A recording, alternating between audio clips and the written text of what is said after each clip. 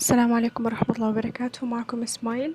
إن شاء الله اليوم رح نتعلم كيف نخلي جوجل هو محرك البحث الأساسي بالمتصفح. عندي المتصفح لما أفتحه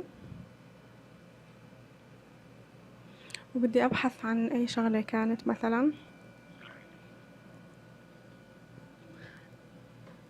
رح يطلع لي عكس اللي أنا متعودة عليه، ورح يطلع لي محرك بحث الياهو. وأنا دائما أفضل جوجل لأنه متعودين عليه، على شكله، على نتائجه، على كل شي. فإحنا رح نروح على الإعدادات، رح نعمل شغلتين. أول شغلة عند الهوم بوتون رح نخلي نفعل الزر، نفعله، ورح نضغط على جوجل مكتوب جاهز.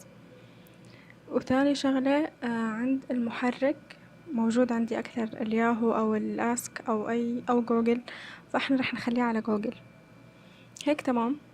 رح نفتح علامة تبويب جديدة ونكتب أي شغلة،